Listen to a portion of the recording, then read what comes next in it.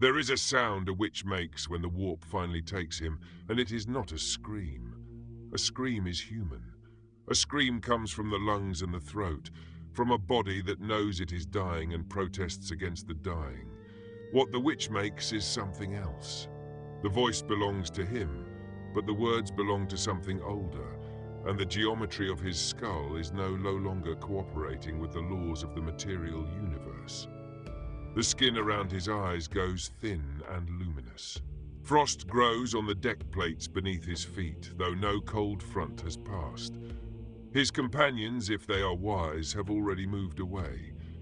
His companions, if they are not wise, have already begun to die. This is what the Imperium of Man permits to walk among its faithful. This is what the Imperium of Man has armed and uniformed and pressed into service. This is the witch with sanction, the heretic with paperwork, the abomination that the High Lords of Terror have decided is more useful inside the cathedral than outside it. The Imperial Creed teaches us that the Psyker is to be feared as a doorway through which the daemon may enter, a doorway through which the soul may be devoured, a doorway through which the predators of the Sea of Souls reach for the small warm thing that is humanity, and pull and feed. And yet on the prison ship Tancred Bastion, when the Mobian Sixth came through the bulkheads with their poxbursters and their gifts of rotting flesh, when Explicator Augustine Zola lay pinned to a cargo crate with a knife through her shoulder and the corridors filled with the laughter of the betrayed, it was sometimes a witch who pulled the knife free. It was sometimes a witch who stood between her and the second blade.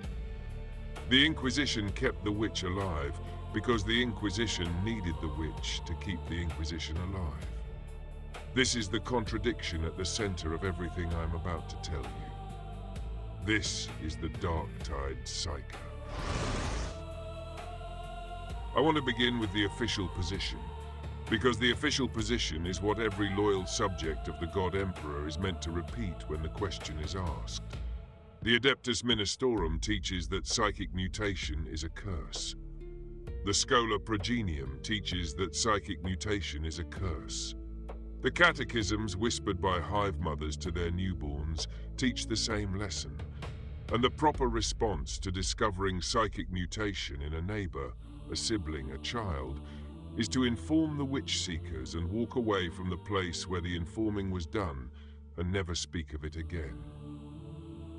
I think the catechism is correct in one respect and dangerously wrong in another.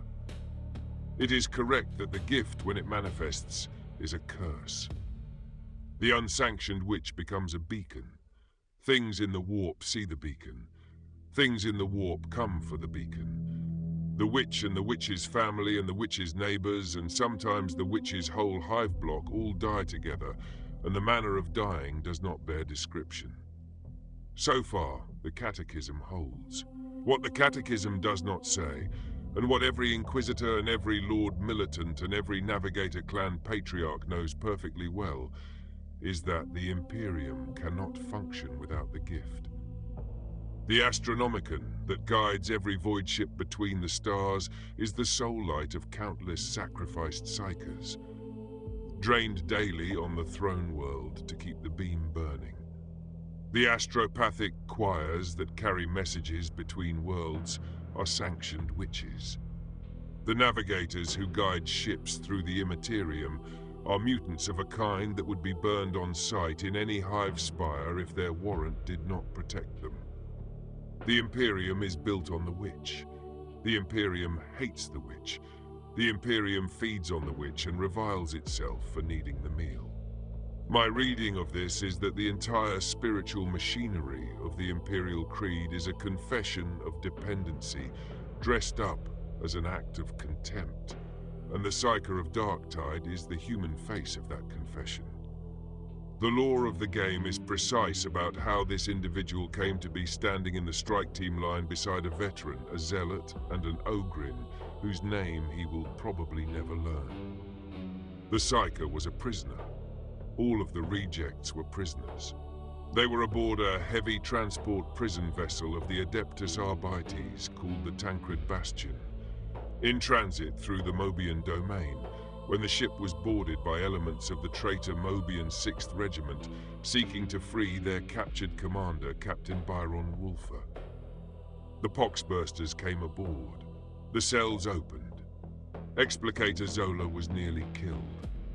A loyalist convict, who in the case we are concerned with was the Psyker, fought the traitors off her, dragged the blade out of her shoulder, and got her to the extraction Valkyrie that Flight Lieutenant Gilia Masozi had brought in for the rescue.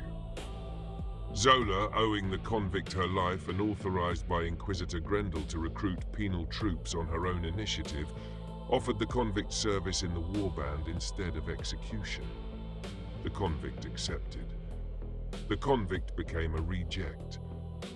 This is the official version, and the official version is correct as far as it goes. But for a Psyker, the question of what came before is more important than the question of what came after, because the Psyker did not become a witch on the prison ship. The Psyker had been a witch already. The Psyker had been a witch for years. The character creation system tells us several possible histories, and each is canonical to whichever version of the character the player chose to bring into the warband. I want to walk through the most significant of them, because they together describe a kind of life that almost no other inhabitant of the 41st millennium will ever understand. The first history is Sanctioned. The Psyker was identified young, taken to the Scholastia Psykana, and trained.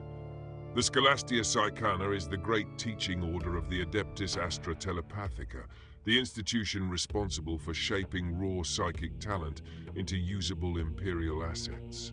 Its training is described in canonical sources as grueling. The instructors include figures known as the Black Sentinels, infamously cruel jailers who oversee the cadets through the years it takes to teach a witch to control the gift without losing the soul. Many die. Some die to the warp itself, leaking through during exercises gone wrong.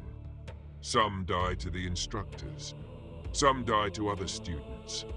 The survivors emerge as Sanctioned Psykers, branded and tattooed and conditioned, instruments of the throne, suspected even by the people who created them. The second history is unsanctioned. The Psyker was identified, but the Imperial machinery of identification did not work cleanly. Perhaps the Psyker fled before the Witch Seekers arrived. Perhaps the Psyker hid in the hive depths, in the underhive sumps, in the wilderness of an agri-world, or the freeport markets of some void station outside Imperial jurisdiction. Perhaps the Psyker was protected by criminals who recognized useful talent when they saw it, and put that talent to the work of moving cargoes and breaking minds and intimidating rivals. The character creator includes an entire branch in which the Psyker, before becoming a re-ject, sold his abilities to smugglers and hive gangers and bounty hunters, because there was no other way to survive without surrendering to the Black Ships.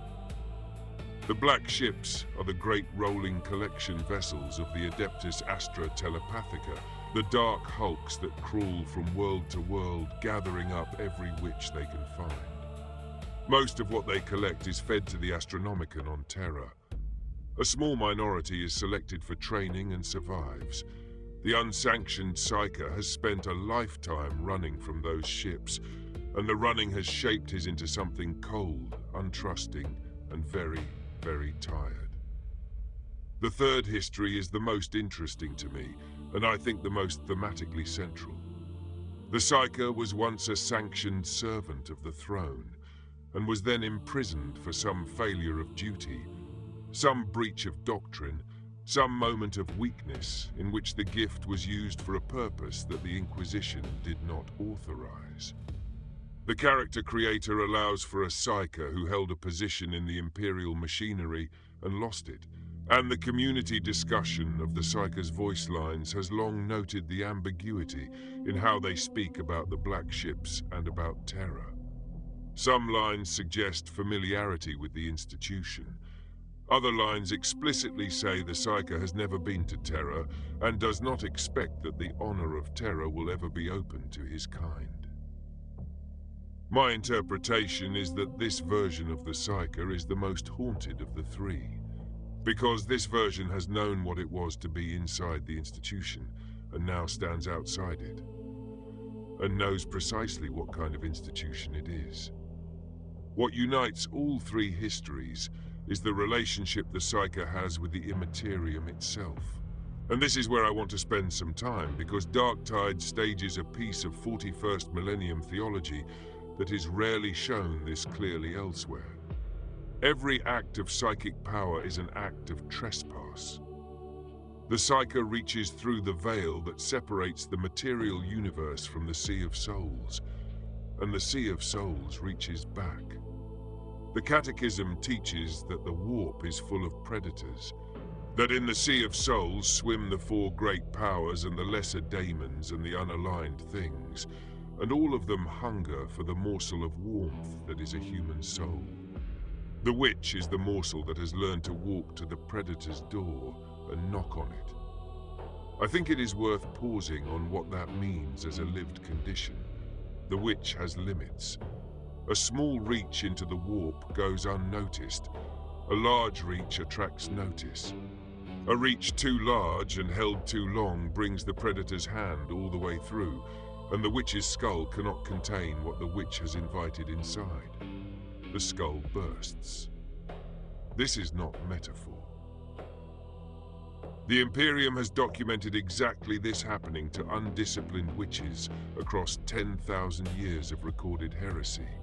And every sanctioned psyker has been trained from childhood in the meditative disciplines required to draw the predator's attention back, to quiet the surface of the water before something rises through it. The trained witch lives his entire life inside this calculation. How much can I reach today? How much have I already reached?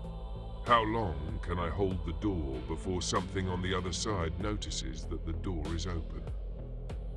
The official Fat Shark Spotlight describes the Psyker's signature discipline in language worth reading slowly.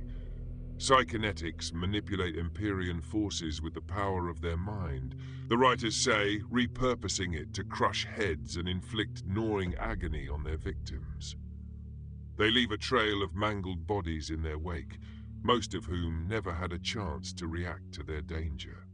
I want to underline that line. Most of whom never had a chance. The signature kill is described in canon as brain burst, and the name is literal.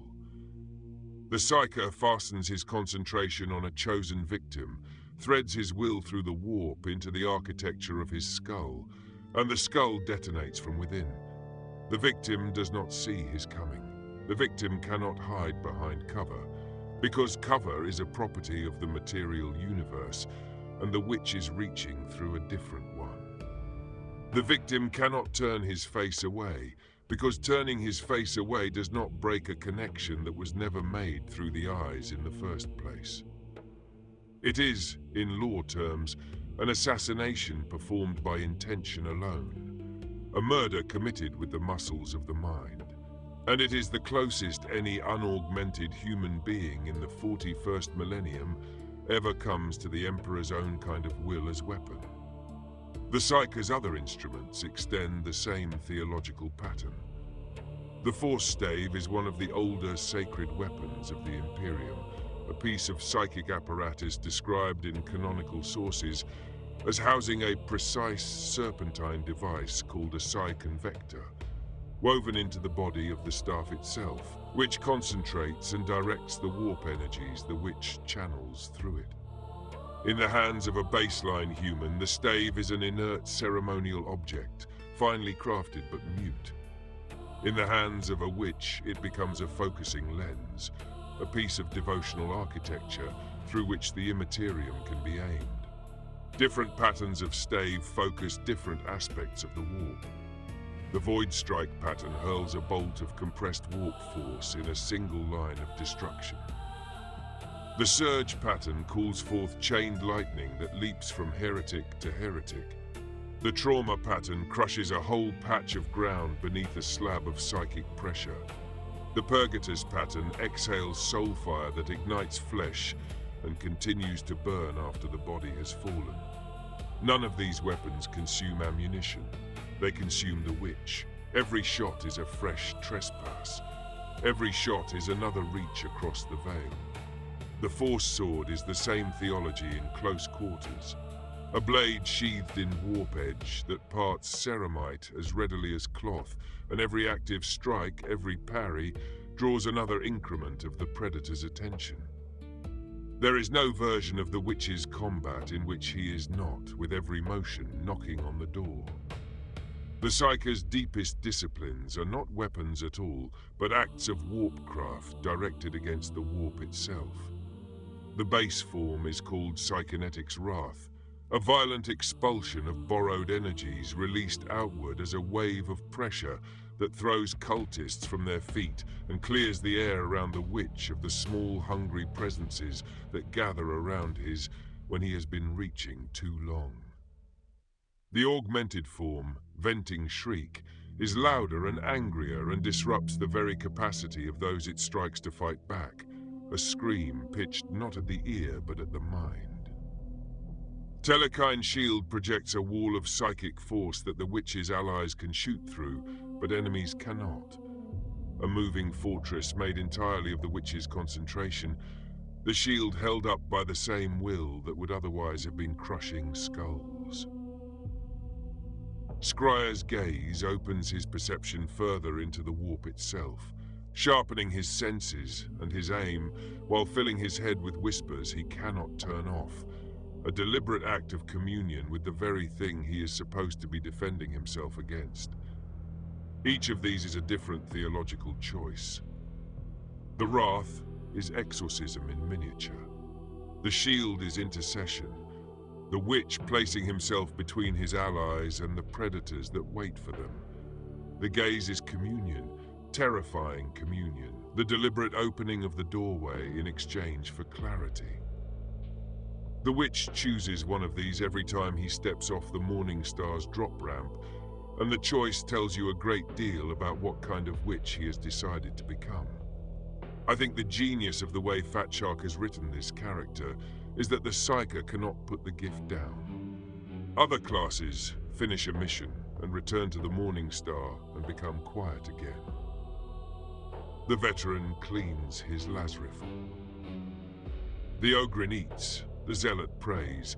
The Psyker does none of these things in the same way, because the gift is not a tool that the Psyker picks up and sets aside. The gift is the condition of his existence. When he sleeps, the warp is still touching his. When he eats, the warp is still touching his. When he walks the corridors of the ship trying to be alone, every blunt mind he passes radiates the small noise of its small thoughts at his. And he has trained himself, with years of agonizing effort, to hear it as background and not as flood. The Catechism warns about the doorway. The Psyker is the doorway. He does not get to close. This is, I think, why the in-character monologue that opens the official class spotlight strikes so hard. The Psyker speaks of a lifetime spent in the mire, hiding from the witch-seekers and the bigots in the most desolate places the Imperium of Man has to offer.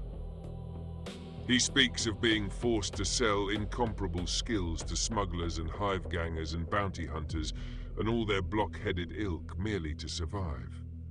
He speaks of being slain out of hand, dissected, drafted, dragged aboard unmarked vessels never to be seen again, or forced to treat with obvious inferiors as equals, or even as betters, laughable though that sounds. The voice is bitter and grandiose and self-pitying and proud all at once, and I think every one of those notes is correct. A person who has lived this kind of life cannot help being all of those things at once. The official Fatshark spotlight goes further, and it is one of the bleakest passages of writing the studio has produced for any of its classes. Psykers, the spotlight says, are hated and feared by the ordinary run of humanity. They are cold, controlled, and victimized at every level of society, despite the Imperium's inability to function without them. Psykers alone see the Imperium as it truly is, a mass of contradictions, bigotries, and horror fashioned in the name of survival. This makes them insular and untrusting. They see danger in every shadow, assuming that they have not already been driven mad by the combination of mistrust, whispering voices, and the ever-present danger that their brains might melt out of their ears. A Psyker's every waking hour brings fresh opportunities for victimization and betrayal.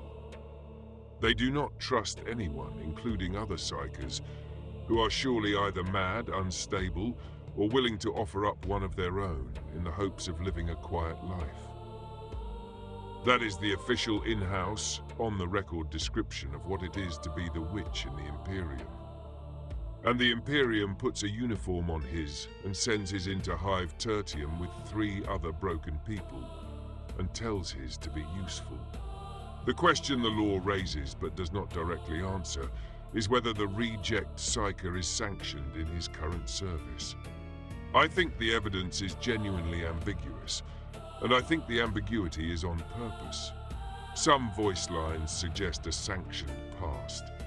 Other lines explicitly say the Psyker has never been to Terra and does not expect that the honor of Terra will ever be open to his kind.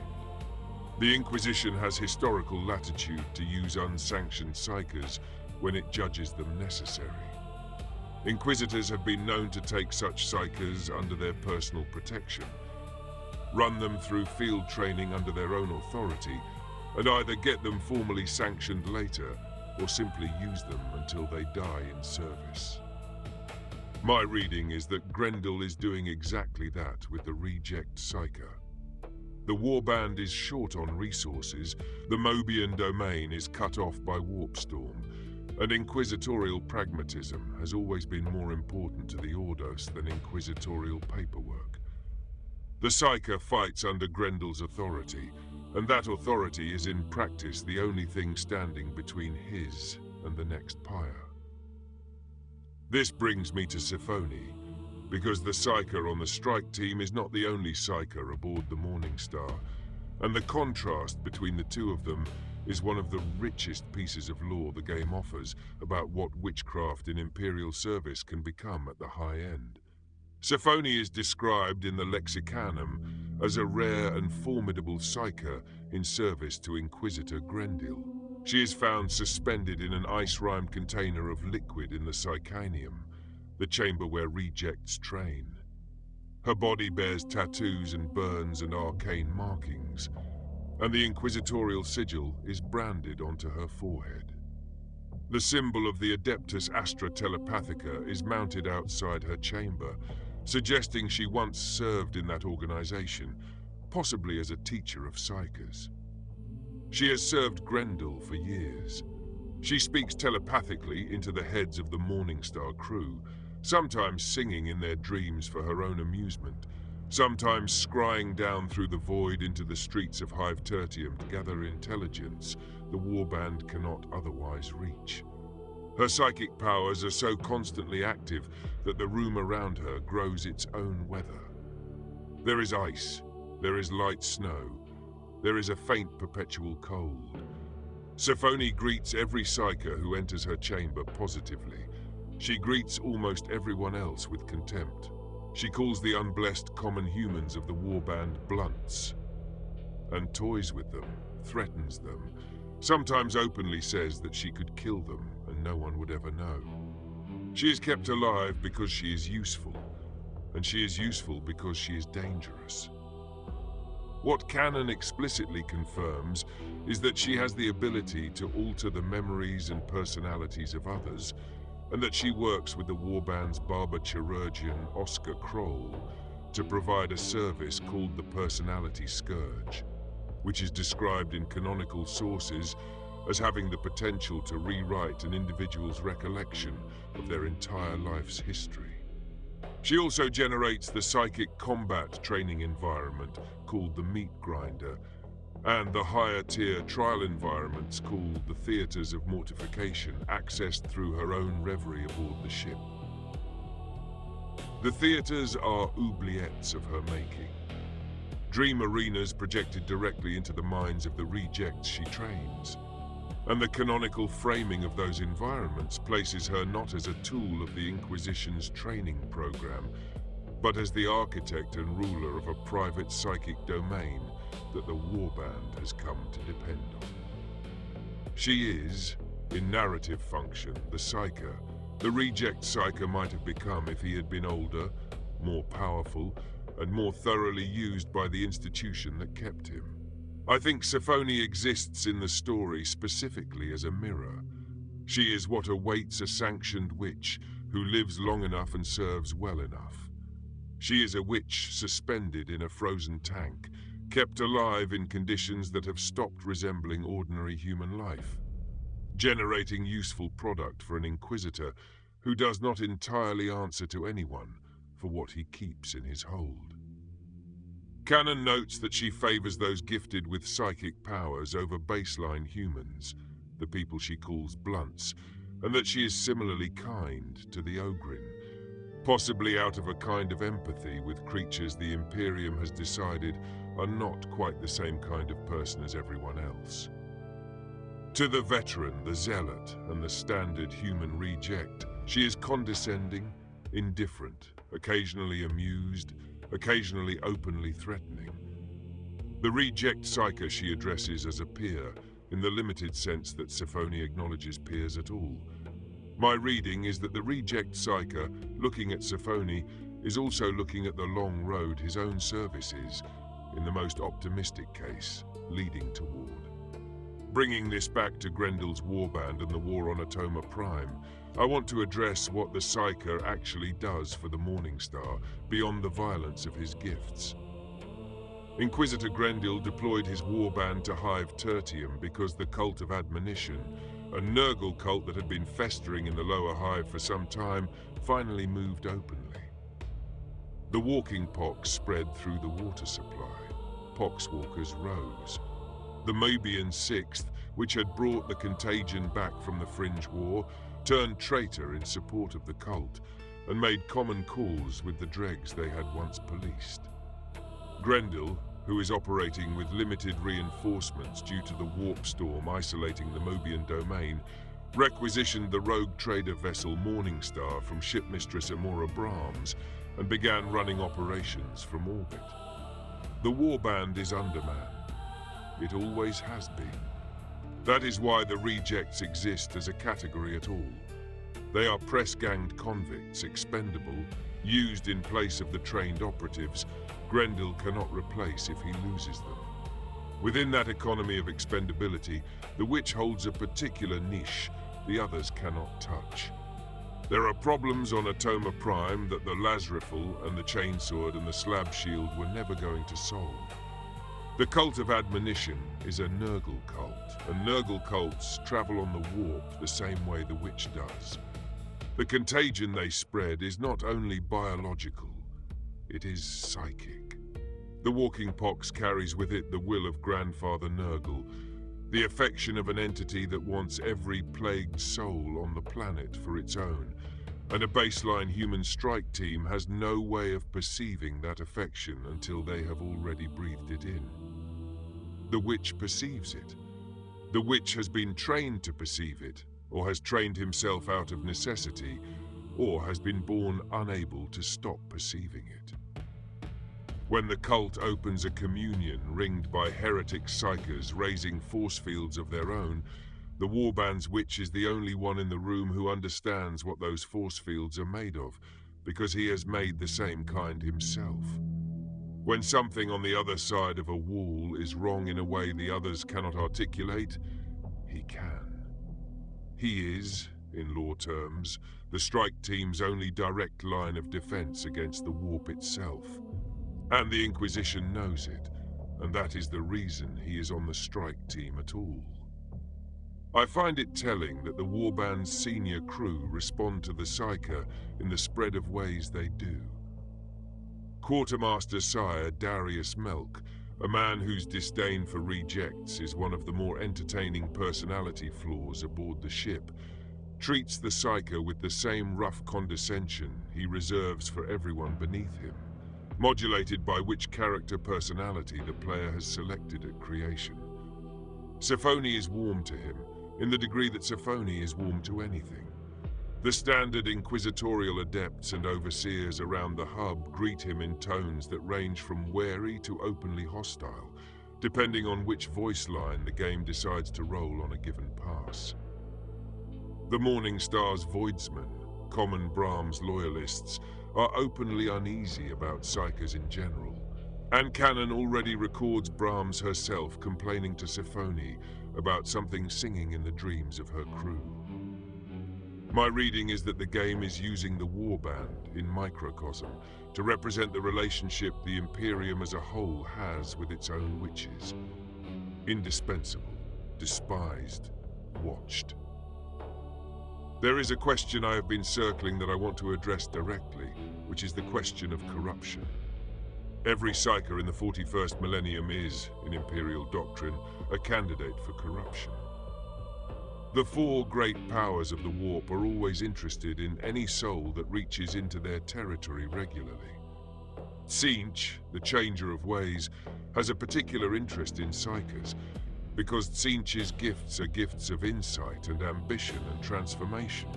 And a Psyker who has spent a lifetime hiding from the Witch Seekers and selling his gifts to the worst men in the Underhive has accumulated a great deal of resentment that Tzeentch is well positioned to leverage.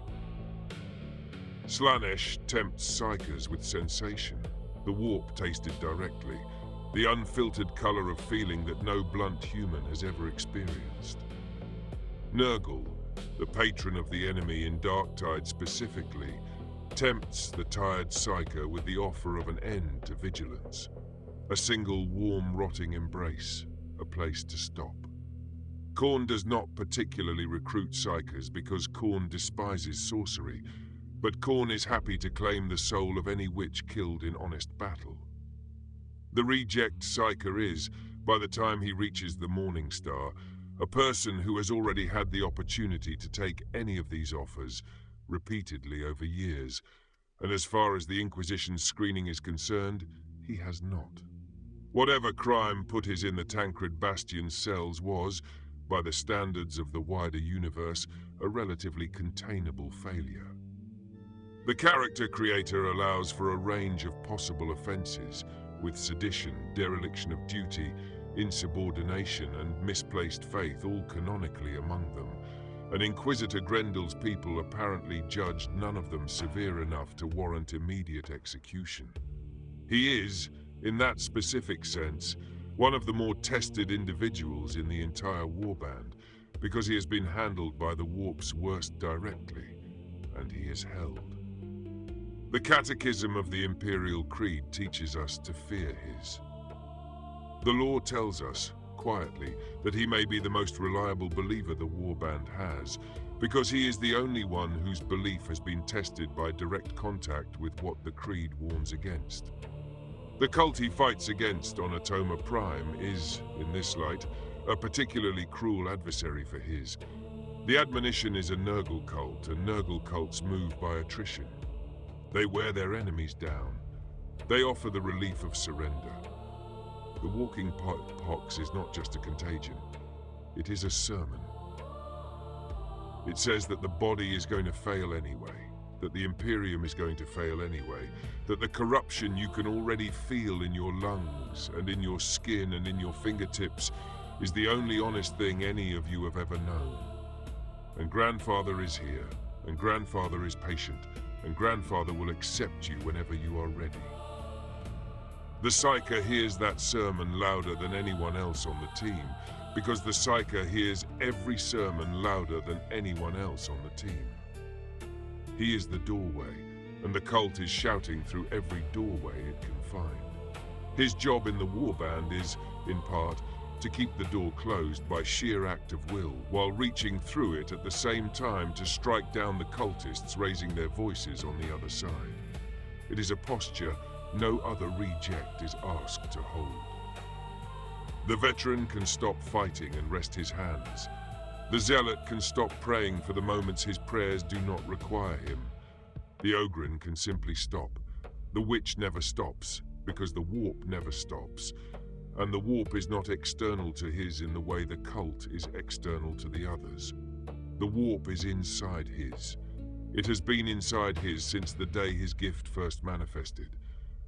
The work of being loyal to the Imperium, for his, is the work of holding the line inside his own skull every minute of every day, and trusting that the line will hold 1 minute longer than the cult's pressure on it. I think the final thing I want to say about the Darktide Psyker is that he is, for me, the most thematically central of the 4 reject archetypes, and the one whose inclusion in the warband most clearly captures what Darktide as a story is doing. The veteran is the soldier the Imperium relies on. The zealot is the believer the Imperium relies on. The Ogryn is the muscle the Imperium relies on. The Psyker is the unspeakable thing the Imperium relies on and refuses to admit it relies on. The engine in the basement of the cathedral that the priests above pretend not to hear. The bargain at the center of the Imperial Creed that 10,000 years of catechism have been written specifically to hide. Putting his on the strike team beside the others is the game saying with quiet honesty that this is what the Imperium has actually been the entire time. A guardsman, a fanatic, a brute, and a witch. All of them broken in different ways. All of them sent to do the work the Imperium will not survive without, and will not honor them for having done. There is one more dimension of this character I want to address before I close, because it concerns the practical theology of how a witch survives in Imperial service over the long term.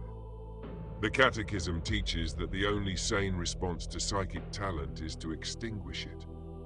The Imperium's actual practice is far more complicated. Sanctioned Psykers are conditioned through years of training in the Scholastia Psychona to the disciplines that allow them to control the gift without losing the soul, and the formal sanction itself, the trial conducted on Terra in the presence of the Emperor, leaves marks both spiritual and physical on those who survive it. The Reject Psyker has some version of this and not all of it, depending on which background the player chose. The fully sanctioned version has the conditioning and survives through it. The unsanctioned version has improvised his own protections out of whatever fragments of doctrine he could steal from the Imperial sources he dared not approach openly.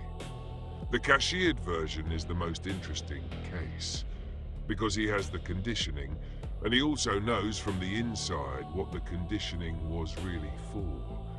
And he has come to his own conclusions about which parts of his training still serve his and which parts were always serving the throne.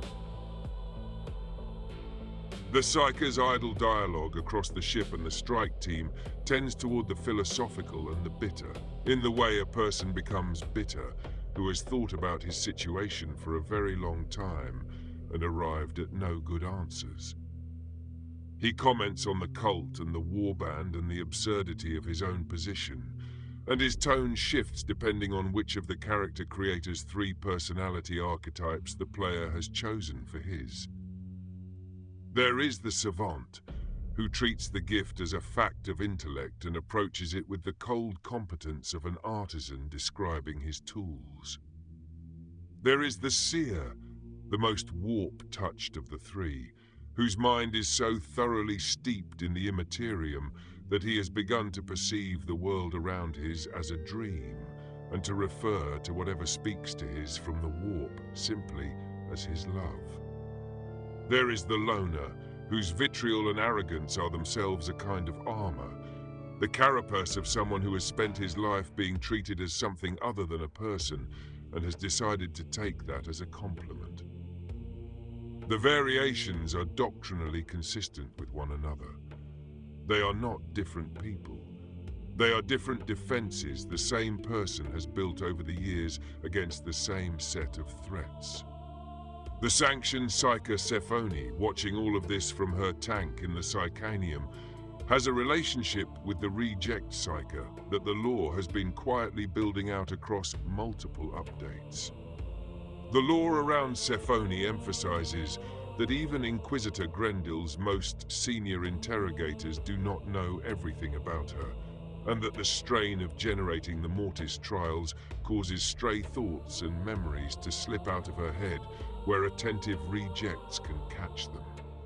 The re-ject Psyker is well placed to catch them, given Sephone's openly stated preference for Psykers over the rest of the warband. But the actual content of those leaked memories belongs to the run of conversations the player unlocks, and I do not want to spoil what those conversations contain for anyone who has yet to reach them. What matters for our purposes is that Sephone and the re-ject Psyker are the only two witches the warband has, and Sephone is in narrative function what the re-ject Psyker might become if he lives long enough and serves well enough. When the witch on the strike team kills, the rest of the warband seldom thanks him. The veteran does not. The zealot does not. The Ogryn might, because the Ogryn does not entirely understand what just happened, and is grateful for any mess he did not have to clean up himself. The dregs in the next room have already heard what happened, and they have not heard it as a gunshot, and they understand perfectly well what it was, and one of them is already running. He quiets the surface of the warp afterward, because he has time, because he is good at what he does, and because he has been doing it for far longer than this particular war has lasted. He does not look pleased. He does not look anything. The Ogryn calls him boss sometimes, when he wants him to stand somewhere safer. He tolerates it. He tolerates most things. He has had a great deal of practice. He is the doorway. He has not closed. He does not get to. That is the Darktide Psyker.